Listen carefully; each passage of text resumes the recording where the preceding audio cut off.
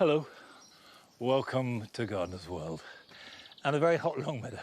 It's been 36 degrees in the shade here the last couple of days, which is pretty warm. And we're seeing the effects all across the garden. Some things are withstanding it, but I know there's trouble in store. Take the clematis, for example, here in the Jewel Garden. Don't really like drought, and they don't like hot sun. They do best when it's slightly cool and they have plenty of moisture at their roots. Now we've got in here, we've got Étoile Violet, we've got Pearl d'Azur. These are wonderful, rich purples and blues, but I don't think they're going to last as long as they normally will.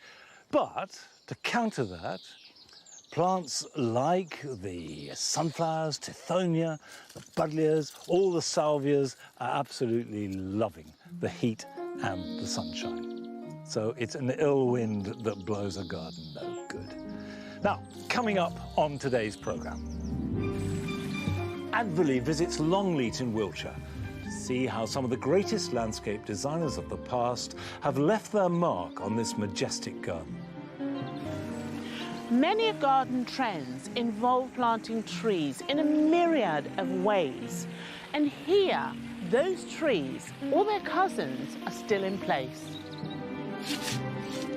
We catch up with sisters Mandy, Rebecca and Kirsty as they plant up two new borders, one for shade and one for full sun. Right, Kirsty, what do you think of all these plants? Well, it's lovely colours, I like. They're beautiful, aren't they? They're beautiful. These are all for the sunny border over there. We've got yeah. lots of sunshine. We head to the borders to visit a national collection of magnificent heleniums. I love heleniums because of the colour range, which I find particularly attractive. The fact that they flower their socks off all summer long. This flowering extravaganza continues until into the first week in November. And I shall be summer pruning.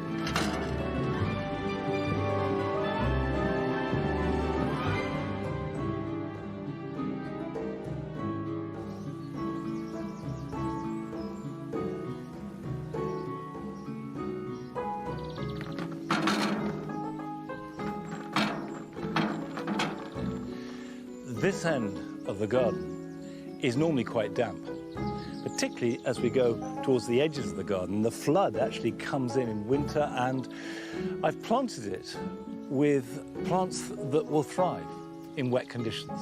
Well, it is certainly not wet now. It's very dry.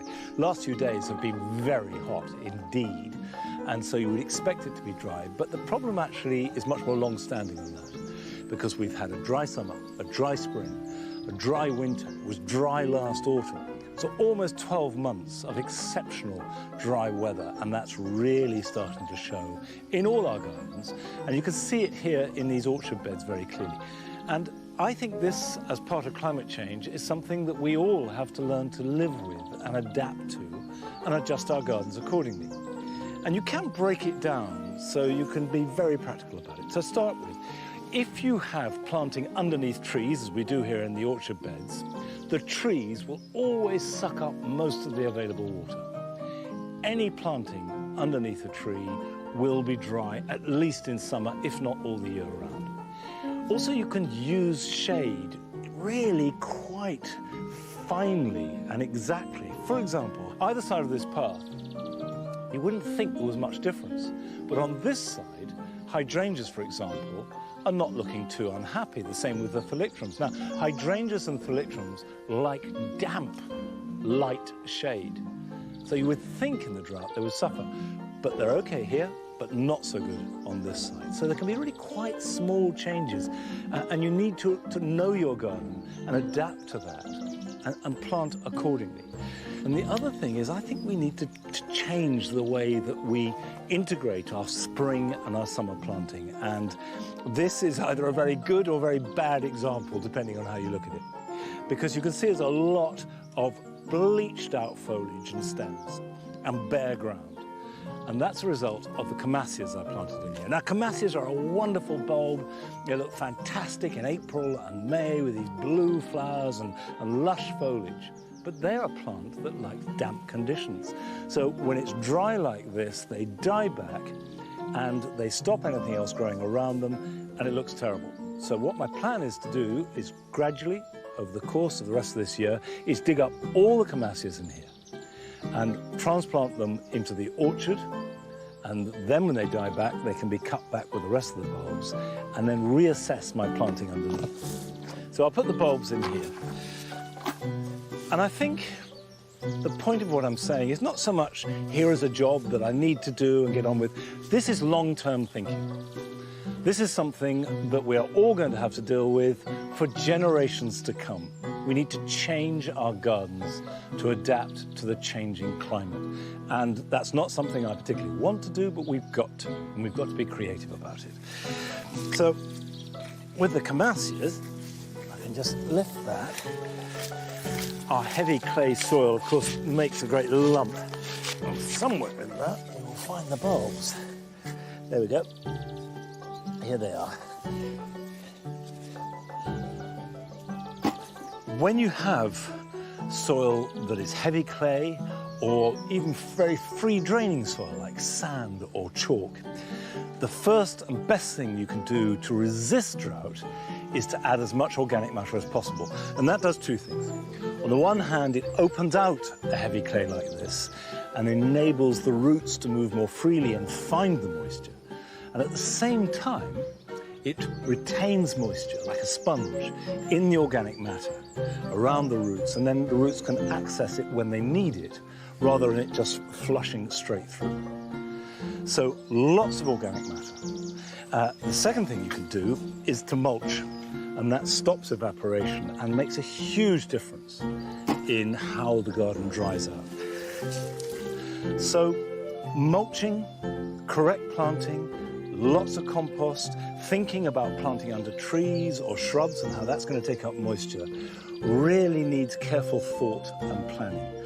And this is a wake-up call to all of us, I think. We have to plan our gardens to cope with drought. Now, on one hand, this is a job, like lots of other gardening jobs, and I will work through these borders, taking out the Camasias and then replanting to cope with drier conditions. But on the other hand, this is symptomatic of changes that we can't reverse. The weather is getting hotter, it is getting drier, and no doubt there will be incidents of it getting wetter too, and we have to adapt. And whilst that's going to be tough on lots of levels, there's no reason why it can't be creative. We can still have beautiful gardens, but we do have to change. Now, it's time to go down to Poole in Dorset to pay another visit to the three sisters, Mandy, Rebecca and Kirsty. Hi, my name's Mandy. My name's Rebecca. My name is Kirsty. I am Hey Ghana. Ta-da! Ta-da! Amazingly, this is our third year of gardening, and we're really getting to know what works in the greenhouse and outside.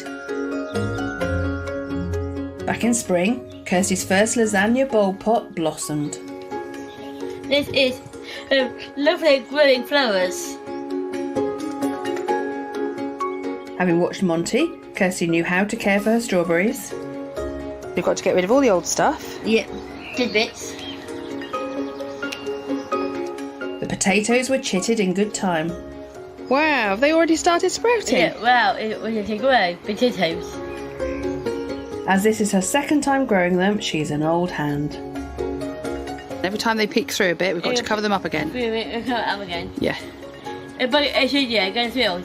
Hi, my dog. Back to you in the studio. With her attention, the potatoes have flourished and the strawberry harvest started early. Oh, look at that. And sweet and juicy. We got thumbs up or thumbs down? Yay.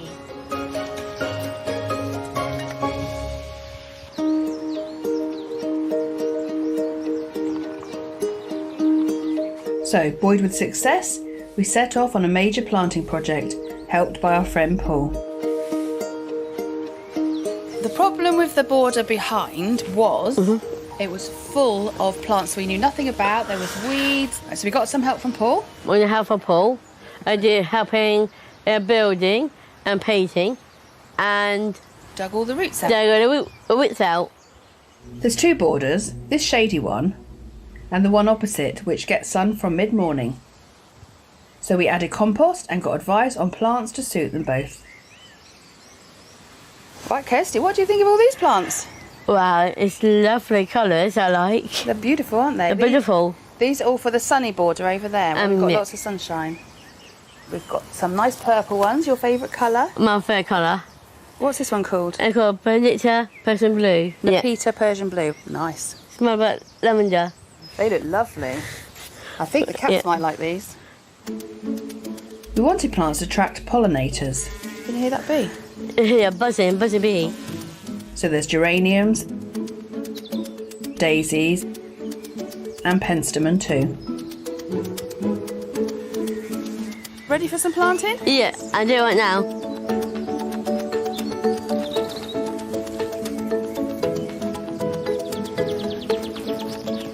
This is a persimmon waving flower. It's that purple. Where should we put this one? Down here? Yeah. Okay, put it down there then. There you go. Beautiful. And once they were all set out, Yeah, let's do it. Kirsty was keen to get going. It's like sand, this soil. We'll have to give these a good water when they're all in, won't we? Yep.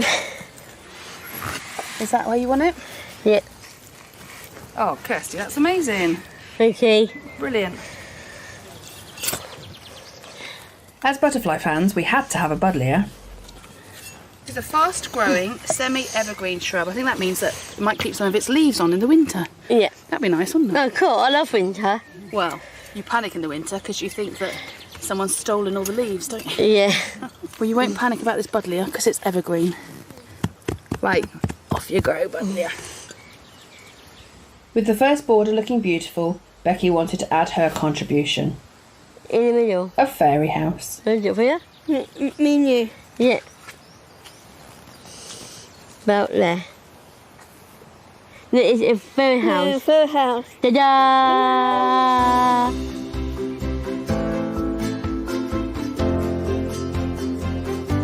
In the shady border, we want a woodland feel with ferns, alchemilla and crocosmia. Beautiful forest plants. I like forests. And in fact, the light does twinkle through the trees. There's some tiny little bits of sunshine coming through. Look, dappled sunshine Yep. on the leaves. Nice. We used unorthodox planting methods. It's growing plant. Yeah, you grow plant. You Yeah, tell it's it. growing plant. But had an aptly named Astrantia. This one, Kirsty, look. It's a Stranta Major Superstar, just like you. In fact, yeah, I am. That's me. Yeah, it is. We've come such a long way in 3 years, and having a garden that improves year after year is such a joy. What do you think about what we've done? A fantastic demo. It's going to look amazing, isn't it? A lovely garden. And which is your favourite garden? Is it the summer sunshiny garden or the shady garden? Summer sunny garden. Why is that? I like flowers, I like colours. Oh, and I love the shady woodland garden because I like ferns. So we've got a bit of both, haven't we? Yeah, I like a bit of both. Was that a good day's work or what?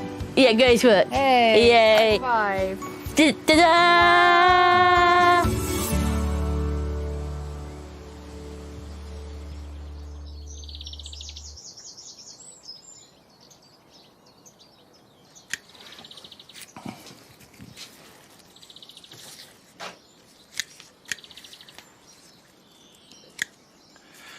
Well, it's lovely to see you again, Mandy, Rebecca and Kirsty. And I like both borders. Really hard to choose, so I'm going to sit on the fence and just say they're both absolutely brilliant. Now, you may remember a few weeks ago, I combined fuchsias and regal pelargoniums for their colours as much as anything else. These lovely, rich plums and burgundies and purples. And that is going strong. But it was a result of a problem I had here, really, because this greenhouse had become too shady, and that was down to the vine. We've stripped it back as far as we can. We really pruned it hard and reduced it, but it's still comparatively shady compared to, say, the big new greenhouse. So I've tried to use that to an advantage and pull in the fuchsias and the regal pelargoniums, because these are two plants that will cope with shade. In fact, fuchsias actively like shade. I have to say it's been quite tricky balancing the watering requirements of them, because fuchsias need more water than the pelargoniums.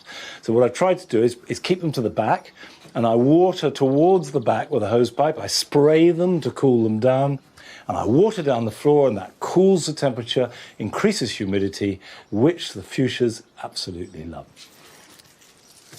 I need to keep deadheading the pelargoniums to encourage more flowers. Now, this is not the conventional time to take fuchsia cuttings. You can do that ideally in spring when you've got all that new growth, or perhaps in autumn. But I've got one stem here that has got no flower buds on it and has really strong growth. Perfect for taking a cutting and make myself a nice new plant. Now, if I take this, I'm going to cut just below a node, and a node is just simply where the leaves appear. So I'm going to go like that, cut like that, and I have got here a polythene bag, because whenever you take a cutting, the crucial thing is to be quick.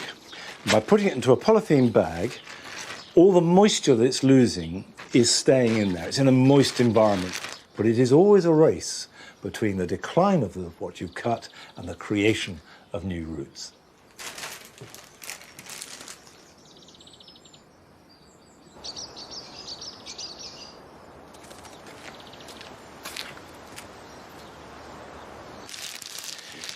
It's a good idea to have the second part of taking a cutting, the pot and the mixture and everything, ready before you actually go out and cut it, and then you can be really quick. So this is the fuchsia in there. I've got a pot which I'm going to fill up with a mixture that I prepared, which has got almost 50% perlite and 50% Accoya-based compost. Very little nutrition, but that's not what I need, because what cuttings need is water and oxygen. And now what I need to do is just prepare this. If you have too many leaves on a cutting, they'll lose too much moisture before they can develop roots. So the first thing you do is take off most of the leaves and that. So we're just leaving the top leaves. That's a little bit long. So I'm going to cut this down one more time, so I need glasses. Again, just below a node. That will work well. Make a hole and push that in. You could put the bag over the top like that after you've watered it. And then what's so good about these sealed bags is you just seal it up around it like that, and that will keep the moisture in. Put it somewhere light, but not in direct sunlight. And that should root within about 10 days or so. And when you start to see signs of new growth, you know there are roots on there, then you can think about repotting it so that the roots have some nutrition to feed the plant. Right, I'm going to take this away and water it. But it's time for us to visit the first of your gardens this week. And suitably, on a blisteringly hot day, it takes us to the deserts of the deep south of America. Welcome to my little bit of whimsy here in New Mexico. My name is Ian, and my pride and joy is growing my irises. And this is the border, the hedge, as you come up the drive. And I'm obviously very proud of this. There are a lot of challenges here in the desert, especially, we have a lack of water. So I make sure that the ground is well composted. Not too much, because irises don't like to get soggy. I fertilize them, and one of the other things I always do in the winter and the fall is I cut them right back and mulch well, and in the spring I fertilize them again, and everything seems to turn out right here.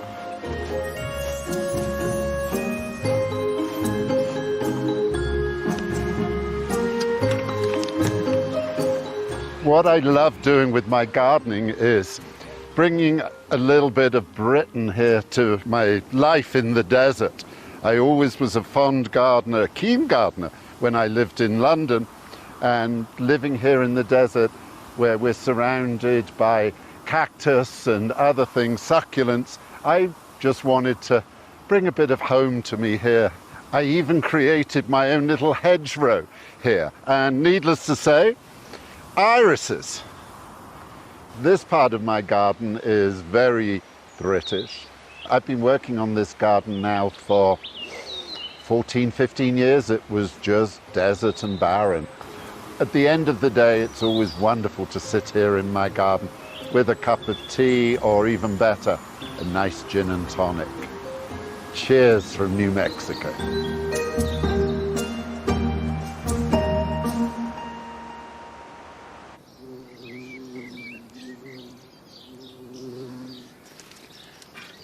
Well, hang on a minute, Nellie. No, I need you here. Now, we think it's pretty hot here, but for Ian and his garden, that's every day. I know that part of America, and it really is hot. And although it is extraordinary what he's managed to achieve in his garden, it does show you what bearded iris is really like. Real heat, real drainage, and lots of sunshine. Now, these are the pumpkins and squashes that I planted a few weeks ago with the sweet corn growing up through them. Now you can see they are very happy. They've loved this really hot weather. All the cucurbit family, cucumbers, squashes, melons, pumpkins, love hot weather and lots of water. So as long as you can water them, they don't mind how hot it gets. So I do water them every few days. But at this stage, you can realize how big they can get. I said you should never plant them closer together than a metre apart, and that is the very closest. They've easily overlapped now, and in fact the lettuce that I planted in amongst them is almost totally submerged.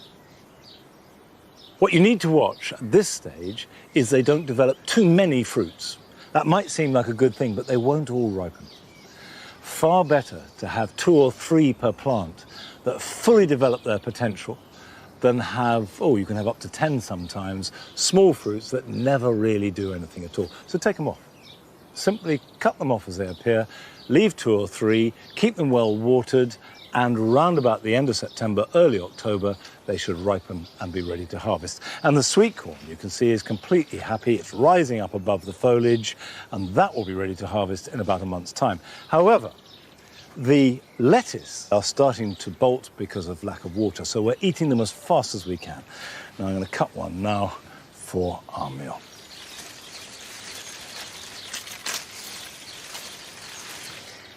They're a good size, and this salad bowl lettuce is particularly buttery and soft. Now, Nellie, let's put this in a basket. Come on. Nell. Good girl. Well done. Good girl. Good girl. That's great. Now, Abvili has been to Longmeadow in Wiltshire, where they have had a garden for hundreds of years, and in particular, where they have some magnificent trees. Sitting in a wooded valley and surrounded by lakes and parkland, Longmeadow feels majestic, as if it's been like this forever. But as with any home, when new owners move in, they might change the curtains, redo the bathroom. They want to put their stamp on the place. In a house and garden like this, a string of top designers have created grand-scale changes over centuries. Many of these garden trends involve planting trees in a myriad of ways. And here, those trees, or their cousins, are still in place. So fabulously, Longmeadow has a wealth of historic tree-filled features at every turn. The house was initially a priory bought by the Thynne family in 1541. By the late 1600s, the garden was already looking smart. But then rigid formality arrived, starting with a top designer called George London. These straight lines were all the rage across Europe. Just look at the sheer scale of it. You've got garden rooms, got these beautiful, intricate parterres, and you've got these formal pieces of water.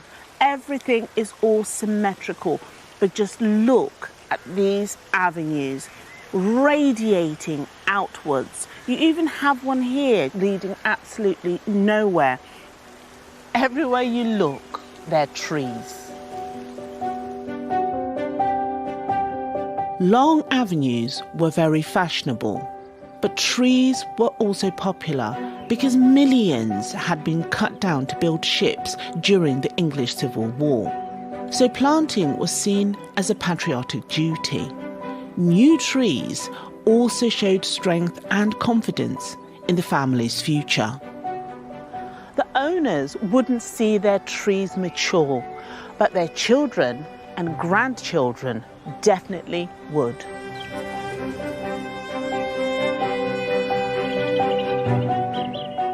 Long tree-lined drives were the height of fashion, showing just how much land the owner possessed. So some less wealthy owners used optical illusions. When the drives were a bit short, some people angled the trees to a point near the house to make the drive look longer. This avenue was created in 1732, and the double row has been planted with young horse chestnuts at the front, echoing that initial design. And there's more tree-filled features inside the ornamental garden.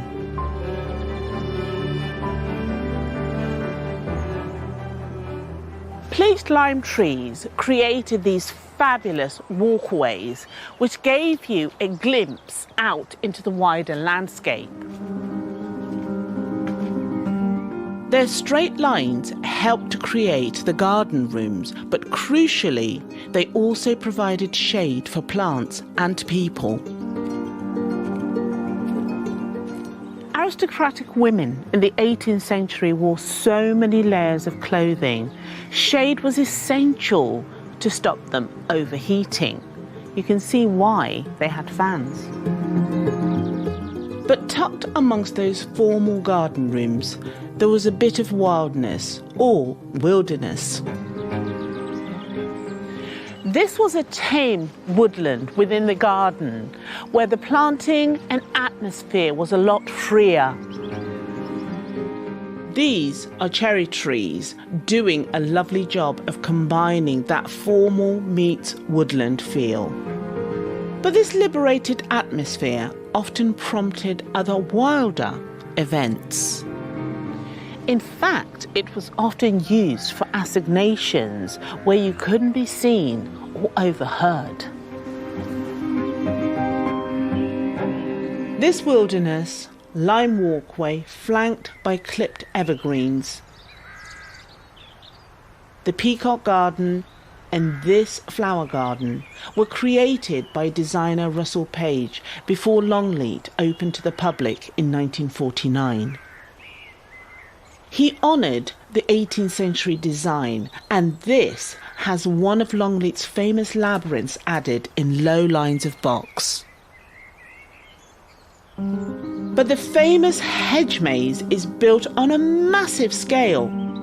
8-foot-tall yew twisting and turning in paths almost 2 miles long. They were metaphors for the complexity of life, but with the added bonus of entertainment. With refreshments in the middle. Mazes were all the rage at parties as guests tried and failed to reach the centre. Though thankfully designers didn't expect the kitchen staff to trudge the whole length. There was usually a swift, sneaky route into the centre. Unfortunately, the gardeners didn't get off so lightly. Miles of hedge trimmed on both sides and the top is a marathon of a job. Apparently, it takes the gardeners 3 months to clip it.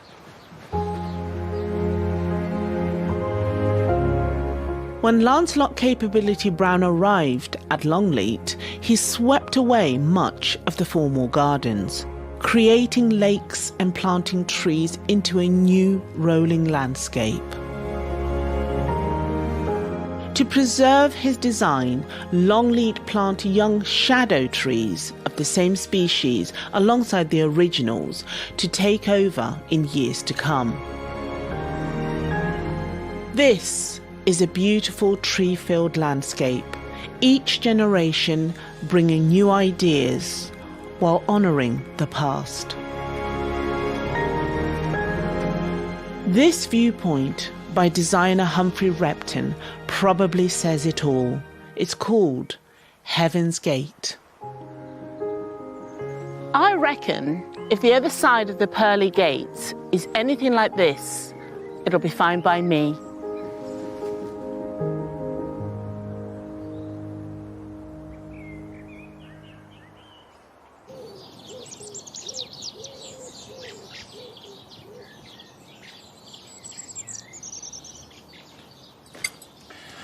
Last time I went to Longleat was about 60 years ago, when it just opened out, the Lions of Longleat. And I thought that was amazing. And now I'm amazed at the time it takes to cut the maize. 3 months of hedge cutting. Wow. Now, how about these cherries? These are Morello cherries. We netted them to keep the blackbirds off, because as they ripen, the blackbirds love them. If you're going to use them straight away, you can just take the cherry and pull it off the stalk like that. But if you want them to last a little bit longer, then you need to cut them stalk and all. But when you're doing that, just be careful you don't cut the spurs, the little woody spurs that come off the side shoots that bear the fruit, because they will bear next year's fruit as well.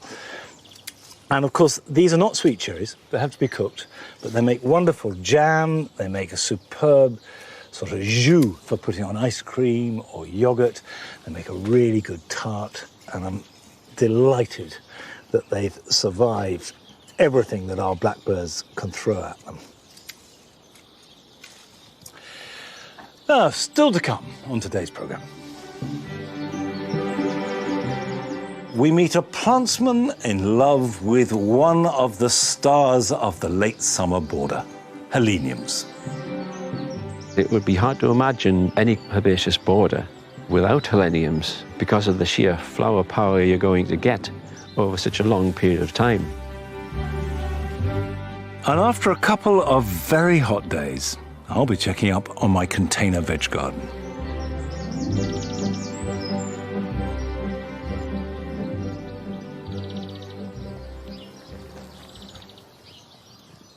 It's very much a time of transition in the vegetable garden.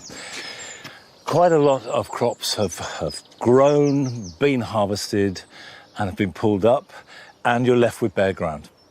But it's far too early to leave it over winter. You want to use every bit of precious space you can, because we've got another 2 or even 3 growing months ahead of us. And with the warmth that we have and warm nights, things will grow very fast indeed. And one of the things I'm going to put in here are dwarf beans, French beans, which grow really well at this time of year. Now, I've got a piece of ground here. I had some lettuce, and before that we had brassica. Just rake some sort of tilth. You don't need to be obsessive about this, because it is extraordinary how seedlings will push their way through quite knobbly soil. And you also don't have to dig in the compost, just lay it as a mulch, and the bacteria and the fungi, which are the really important part of compost, will do their work straight away, and the organic material will incorporate into the soil over the coming weeks and months. That is absolutely fine. Now, this is a variety called purple teepee.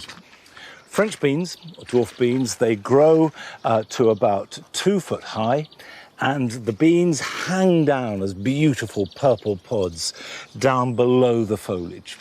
And they will germinate very quickly in this warm soil. Now, you can sow these in rows, or in a raised bed like this, I like to sow them in a grid, and I just push them into the soil. So just with your finger, just push them down in. And don't be tempted to plant them too close.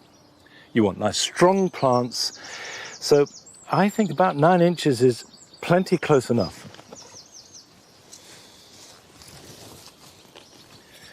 These will mature ready to pick, in about 5 to 6 weeks. So that takes us into the middle of September. And then if you keep picking them, they will go on producing new pods well into October. Right, that's phase 1. I'll just rake over that lightly and move on to the next phase. Now, one of the reasons why I've planted them fairly widely apart is because I'm going to have a catch crop in there too. And what that means is a crop that will grow and not either be interfered by or interfere with my main crop, which are the beans. And in this case, I'm going to grow some coriander. Now, coriander is one of those plants that people either love or hate. It certainly has a very distinctive taste, and most people associate that with the foliage, the leaves. And if the weather turns cooler and wetter, the leaves should grow fine and be ready to harvest. But on the other hand, if it stays hot and dry like it is and it has been, then there is a high chance that it will bolt. Coriander reacts to dry weather really fast by bolting, producing flowers and setting seed. But I like the seed. The seed is really good to cook with. So either way, win-win.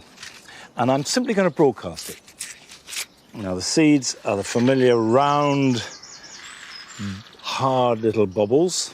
I've got a couple of packets here. So I'll sow those. I'm just going to sprinkle them like that. There we go. Rake them in lightly. I will give that a good soak and then leave them, and they will all grow. Now, it's time to go to the second of your gardens this week, and we're off to the West Midlands.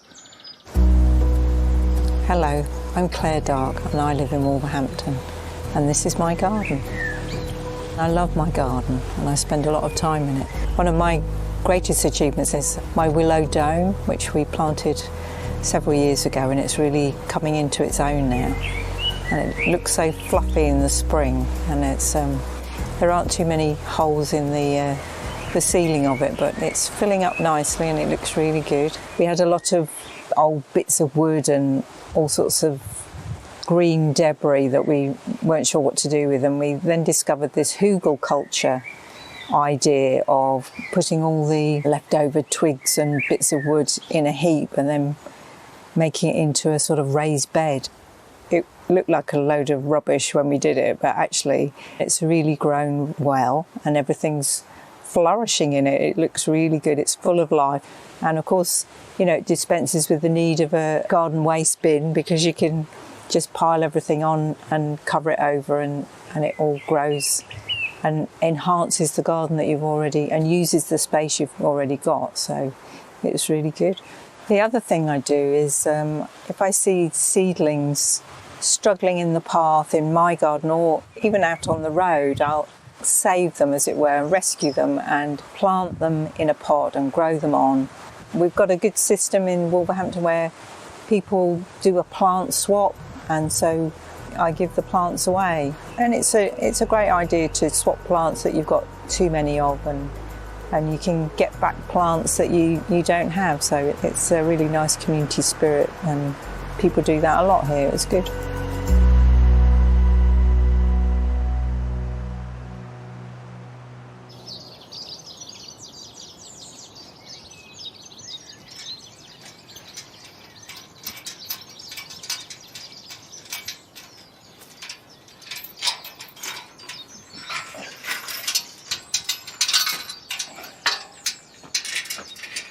The great thing about sharing plants and a community that propagates and does plant swaps is that because they're local, you know that they're going to grow in your garden, as well as having the chance to pick up some really quite rare and unusual species. It's a brilliant system.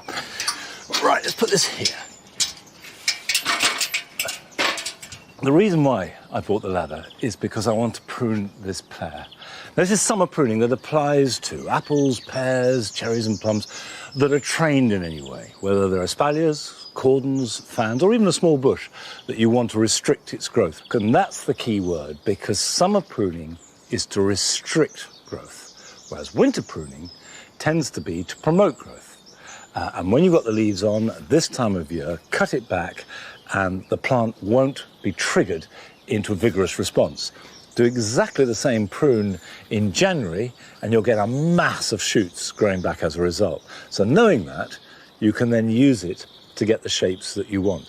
Now, in terms of this pear, which is in a good spot because you can see it's covered in fruit, it's on a south-facing wall, that's great, but I don't want it to grow up over the roof. I might want it to train it over the window a little bit, so I could leave some shoots there. It's not a question of just taking everything off, it's about planning how I want it to grow, how well it's growing, and then working with that, and otherwise taking off everything that's growing outwards or upwards too far.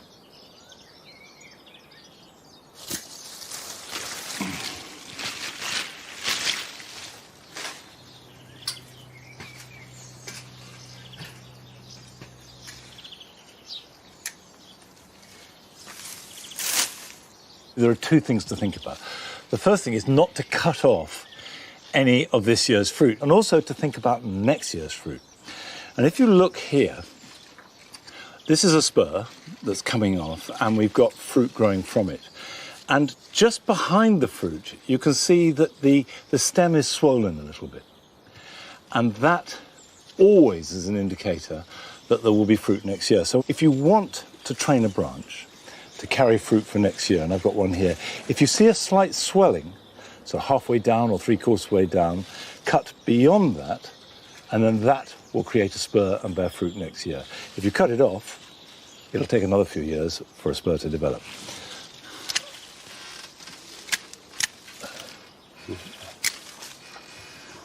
Right, I think that's done. I'm going to leave those couple of shoots there so I can train them out over the door, and then in winter I can come back and have another pass, but bearing in mind that winter pruning will promote growth rather than restrict it.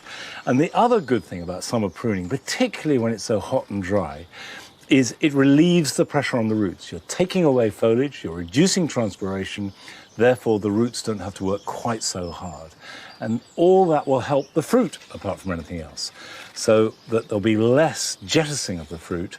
If you see an apple or a pear dropping fruits this time of year, the chances are it's because it's desperately dry and needs to throw overboard anything it doesn't absolutely need. So this is good. This is a job done. Now, it's time to visit the last of your gardens this week. And we're going to the home of Charlotte Hugh, who lives in Bishop Stortford.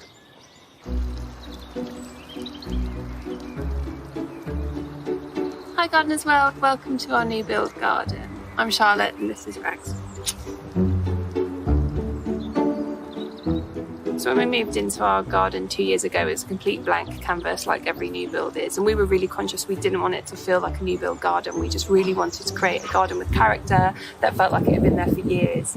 So we've spent the last 2 years transforming it completely ourselves and turning it into a garden that feels like it's always been here. One of the first things we did when we moved into our garden was build the seating area at the end. We realised that the end of the garden got the sun in the evening and we wanted a place to sit and to be able to enjoy a drink with friends, and then eventually set up the pergola with the climbers. And then we wanted to connect the areas of the garden together, so we built a hoggin path and lined it with these beautiful grasses. It's a mixture of miscanthus and Mexican feathergrass, which have gone mad in the last year. We've got a vegetable patch. We've got my potting bench area built out of pallets and leftover wood that we had. We've got quite a lot of reclaimed items in the garden. So we've got a few of these water tanks which we've used for planting. This is our reclaimed brick patio, which we laid ourselves. We've got a butler sink here, planted up with nasturtiums, some zinnia, which I've grown from seed, and some trailing lobelia on the edge. So today we're going to harvest the carrots that have been growing. Ooh. Okay, first carrot. Thanks so much for coming to see my garden. I've loved sharing it with you, and I hope that this inspires other new build owners to transform their spaces, because it's amazing what you can do.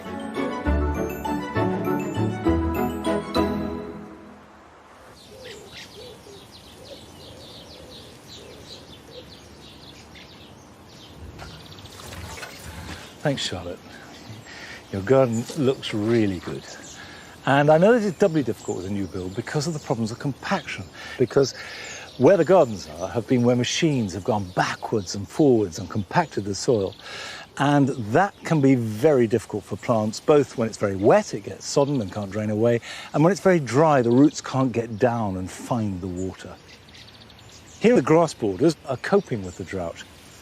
But you can see that this ginger, which I only planted about a month ago, is suffering. Now, gingers need quite a lot of water, and also because I only planted it recently, the roots haven't had a chance to get down into the soil and go look for the water. So I am going to spot water this and give it a soak.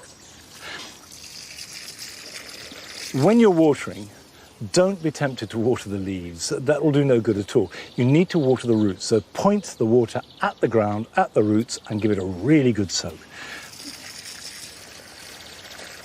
And that won't need watering again, however hot it is, for another week, I wouldn't have thought. And hopefully we'll have some rain. Now, in flower is one of my favourite mid and late summer flowers. These are heleniums. This is actually a variety called Sahin's early flower. And I adore heleniums and would grow a lot more if I could. But they don't like Longmeadow very much. I don't think it's the soil or anything like that. I think it's to do with the fact that heleniums do best in full sunshine. And because everything grows so vigorously here, that unless a front of a border, they get shaded out and they die back quickly. However, last September, we went to visit a garden in the Scottish borders in Berwick-upon-Tweed, where the heleniums are magnificent.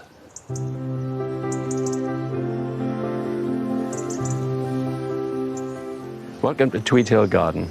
I'm David Warden. Since 2018, I've had the National Collection of Helenium.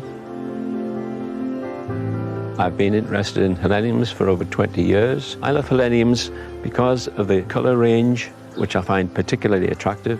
The fact that they flower their socks off all summer long. It starts here in mid-July, and this flowering extravaganza continues until, in some cases, into the first week in November. It's almost like a raft of flowers hovering over the border.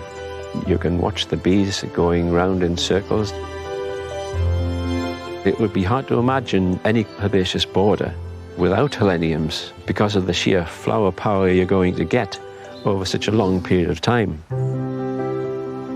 Here we have incorporated within the planting scheme some 92 different cultivars. Some classic heleniums are Rivet and Beauty. We use it extensively here. Chipperfield Orange, one of my favourites because of its ability to be able to tolerate poorer soil conditions, and they've stood the test of time.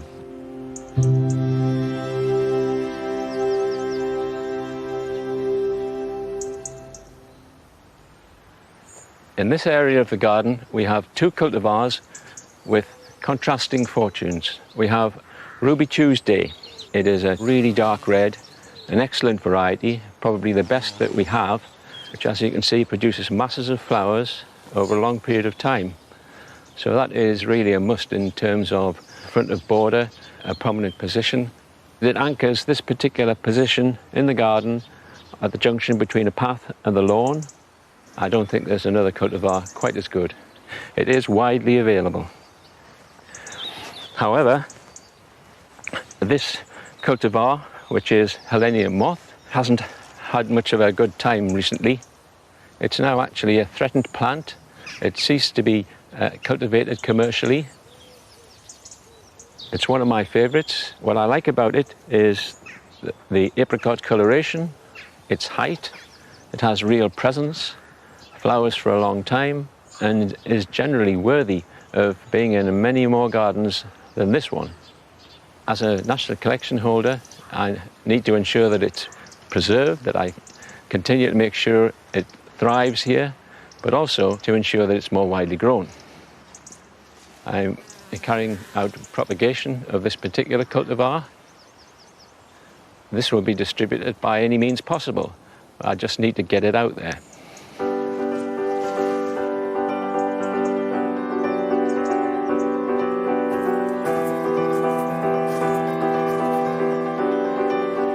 Most of this border was put together in April of this year, and I'm really pleased with the way it's turned out. There's considerable variety. It is hugely important for me not to have the collection in rows or in a confined space. I don't like the idea of it being a plant museum. I'd love to experiment with the combinations to see how they work out. I do like a good mingle, and the Persicaria that's mingling with the yellow solidago is Persicaria orangefield, and trying to get into the picture are the red buttons of Sanguisoba Kanchan cranberry. But there is one star performer which I hope is going to blow your socks off. This is Helenium Carnival.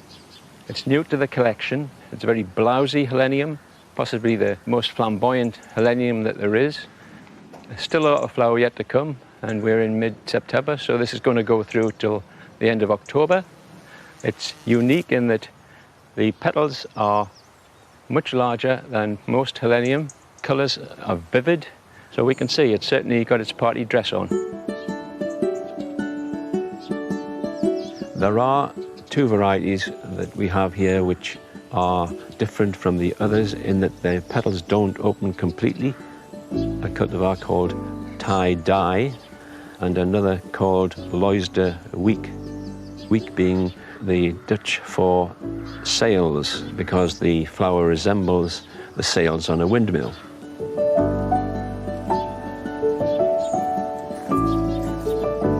This is one of my favourite cultivars, Rauch Topaz, which translates to smoking topaz.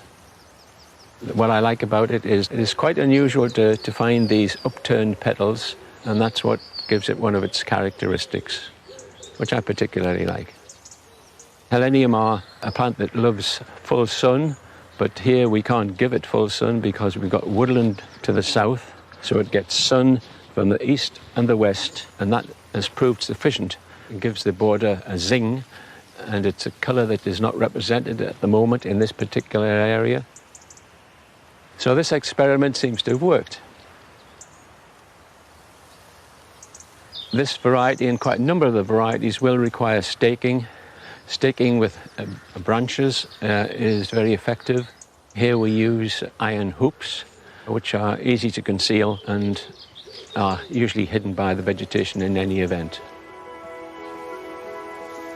Helenium are quite easy to look after. They don't particularly suffer from diseases.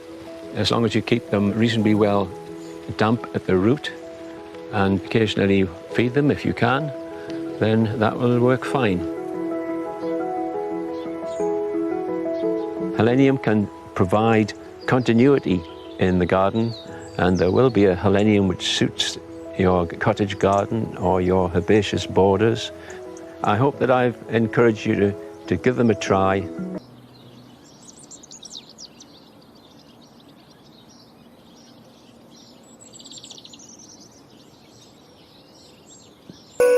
Helenium are quite easy to look after. They don't particularly suffer from diseases, as long as you keep them reasonably well damp at the root and occasionally feed them if you can, then that will work fine.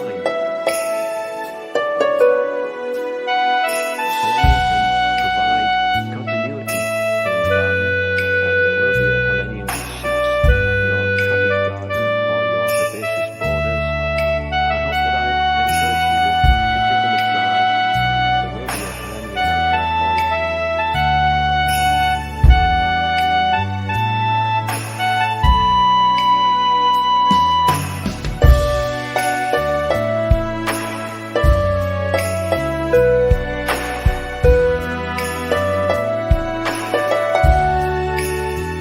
you.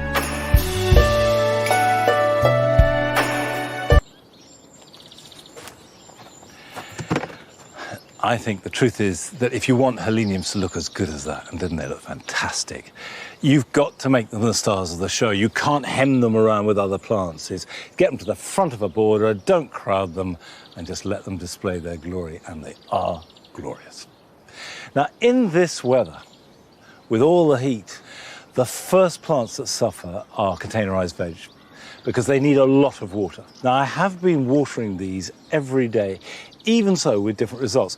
For an example, the chard, you can see, has bolted and gone to seed.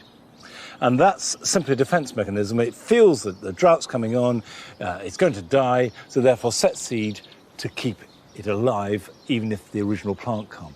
But the reason why I planted chard is because actually it's very good in drought. And if I cut this right back, there will be good regrowth that will be perfectly okay. So if I go right down to the base, cut like that, take this off. Now this is not going to be edible, so this is compost heap or chickens. There we go. Right, that's cleared the decks. What I'm left with is already some quite good green, healthy growth. And that will be more than edible. And as long as you take out the bolting stems as they appear, this actually should go on producing new leaves for many months yet. So I'm not too worried about that. And then you can see you've got the courgettes, which, despite the weather, have been pretty much untouched.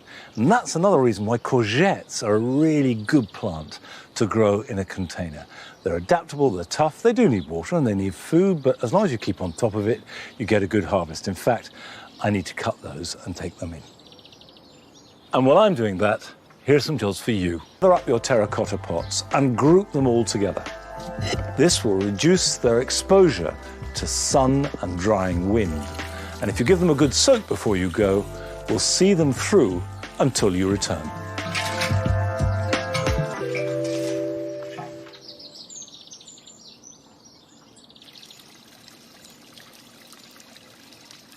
Well, the Paradise Garden here actually is a good place to be on a really hot day, because Paradise Gardens were made originally in the desert as an oasis, as a retreat from the barren, dry heat all around, where you would have water, you would have fragrance, you'd have fruit and shade from the sunshine. And in a sense, when the weather is as extreme as it has been, that's what all our gardens do. However, that's it for today. We will be back at the slightly earlier time of 7:30 next Friday. And whatever the weather, I'll see you then. Bye-bye. Be blue lighted into chaos with our latest thriller, The Control Room. All 3 episodes are ready and waiting over on BBC iPlayer.